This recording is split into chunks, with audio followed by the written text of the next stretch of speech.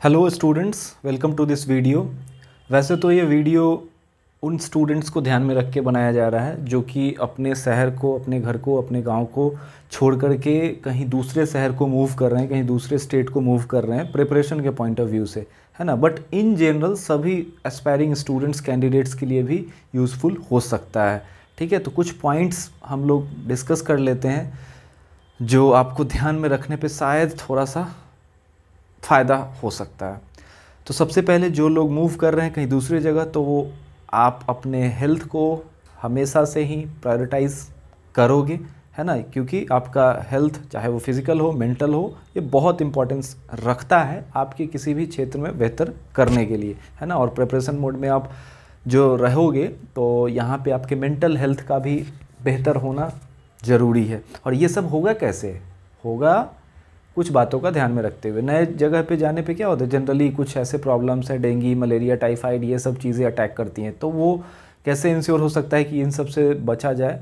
तो खान पान पे हम ध्यान रख सकते हैं, साफ़ सफाई का ध्यान रख सकते हैं। इन चीज़ों को हम इग्नोर ना करें तो बेहतर होगा, है ना। कुछ टाइम इस पे चला जाए और बेहतर हेल्थ रहेगा तो हम शायद कहीं ना कहीं एफिशिएंटली अपने काम को, अपने प्रिपरेशन को अंजाम दे पाएंगे। आप कुछ दिन ले सकते हो, नए जगह पे जा रहे हो, चीज़ों को समझने, बूझने, जानने में, है ना। चाहे वो नया जगह हो, वहाँ के टीचर्स हों, फैकल्टीज़ हों, या आपके नए आपको फ्रेंड्स में देखने को मिलेंगे, स्टूडेंट्स के रूप में अलग अलग जगह से होंगे, उनसे मिलना जुलना हो गया, उनको समझना हो गया, आपके द्वारा क्या उम्मीद किया जा रहा है, या इस प्रिपरेशन में आपसे क्या कुछ उम्मीद किया जा रहा है, आपका क्या अप्रोच होना चाहिए, ये सब चीज़ों को समझने में आप थोड़ा टाइम ले सकते हो, है ना। क्लासरूम में होते वक्त क्या चीज़ों का ध्यान आप रखना है, तो क्लासरूम में आपको ये, जैसे जो भी टीचर या फैकल्टी होंगे वो आपको पढ़ा रहे होंगे, समझा रहे होंगे, तो हमको कोशिश करना है कि क्लासरूम का जो टाइम है वो यूटिलाइज हो मैक्सिमम। कैसे? तो समझने पे, है ना। वो चीज़ें बोर्ड पर से कॉपी भी करना होगा, आपको कुछ चीज़ें लिखना भी होगा, तो आप उस वक्त के उस वक्त चीज़ों को समझने का कोशिश करोगे, ठीक है ना, थोड़ा दिमाग पे जोर दे करके।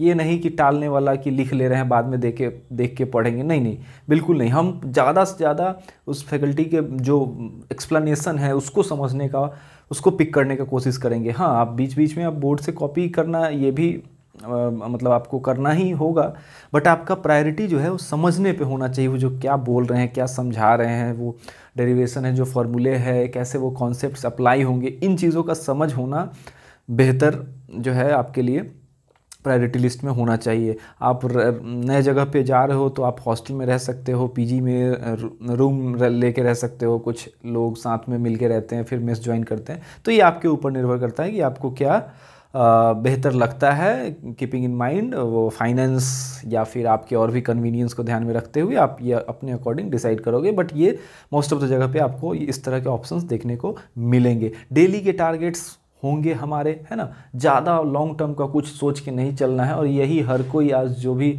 मैं सुनता हूँ या आप लोग सुनते होंगे, जो भी बेहतर कर पाए हैं अपने लाइफ में अब तक, तो वो उनमें मैं तो ये कॉमन पाया हूँ कि वो छोटे छोटे टारगेट्स में चीज़ों को अचीव करते हुए बड़े गोल्स जो है अचीव होते हुए उनके लाइफ में दिखे हैं। या वो कहते हैं कि मैं डेली का टारगेट्स ये होता था, मैं इसको अचीव कर लेता था, और वो कुछ समय बाद जो है डेली का मैं करते आ रहा हूँ, तो वो साल भर मैंने डेली का टारगेट्स को अचीव किया है, तो यानी कि जो अल्टीमेट गोल है वो भी अचीव होगा, है ना। तो इसको भी आप, बहुत ही मतलब प्रैक्टिकल बात है कि हमने आज सुबह को सोचा था कि इन चीज़ों को समझना है, ये क्वेश्चंस लगाने हैं, इस टॉपिक को निपटाना है, और वो मैंने कर लिया, तो शाम तक मेरा जो कॉन्फिडेंस है वो थोड़ा सा हाई होगा। फिर अगले दिन का हमारा टारगेट कुछ और होगा, वो शाम तक अचीव हो जाएगा।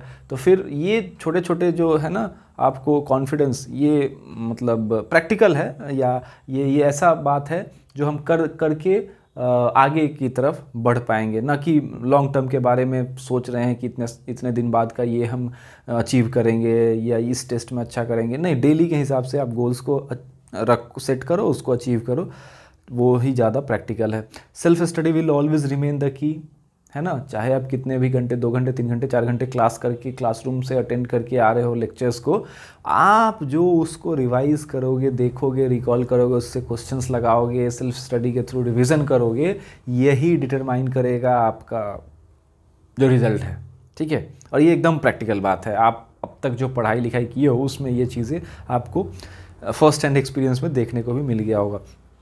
कुछ फ्रेंड्स वहाँ पे भी आपको नए अलग अलग मिलेंगे देखने को। हाँ, आप कोशिश करना कि वो कम हो, लेकिन कम हो और वो इफ़ेक्टिव हो इन द सेंस कि कभी कभी क्या होता है कि कुछ चीज़ें आप नहीं समझ पाए, आपके साथ में बैठा हुआ स्टूडेंट है वो शायद हो सकता है कि चीज़ों को पिक कर लिया है, तो हम अब ये शर्माएंगे नहीं, उसके वो समझ रखा है। तो किसी दिन हो सकता है कि मैं चीज़ों को बेहतर समझ पाया हूँ, तो मेरे को कोई अप्रोच करे या मेरे साथ जो बैठा हो वो हमसे डिस्कस करके जानना चाह रहा हो। तो डिस्कशन भी बहुत इंपॉर्टेंट चीज़ होता है चीज़ों को बेहतर समझने के लिए, तो इसका आप ज़रूर ही लाभ उठाओगे, है ना। कुछ लोग होंगे आपके जिससे आपका बन जाएगा, कुछ टाइम बाद आपको हो जाएंगे 2-4 ऐसे स्टूडेंट जिनसे आपको लगे कि हाँ ये चीज़ें इससे पूछना चाहिए या हम इस चीज़ को डिस्कस कर लेते हैं एक बारी, तो वो उससे क्या है क्लैरिटी आपको देखने को मिलेगा या वो कॉन्सेप्ट्स आपका बेहतर पकड़ वाला हो जाएगा।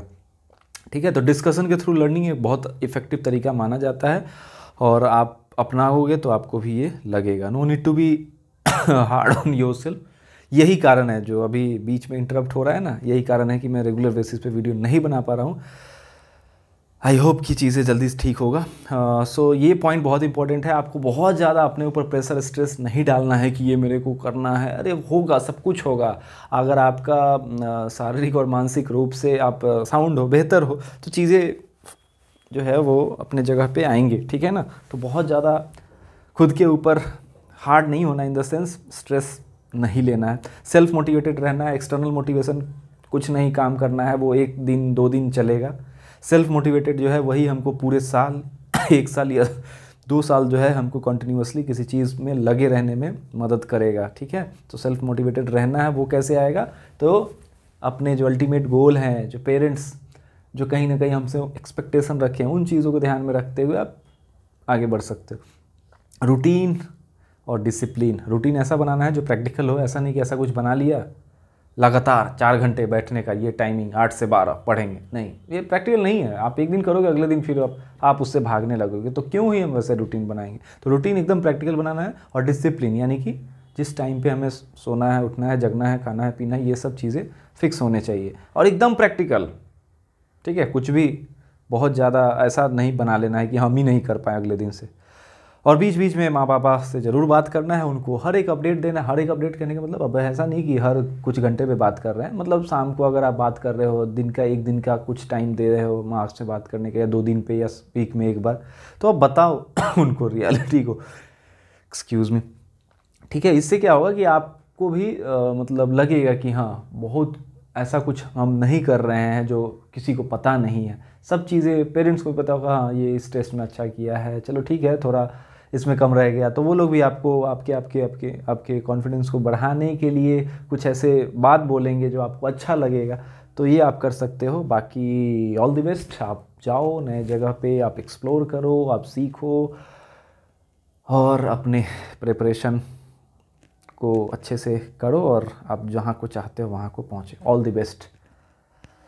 ठीक है, मैं कोशिश करूँगा कि रेगुलर बेसिस पे चीज़ें आपको अपडेट्स देते रहूँ। बीच में आपने देखा इंटरप्ट हो रहा है, सर्दी जुकाम अभी तक गया नहीं। आई होप कि जल्दी जाएगा और कुछ मैं टाइम टू टाइम अपडेट देते रहूँगा। Thank you.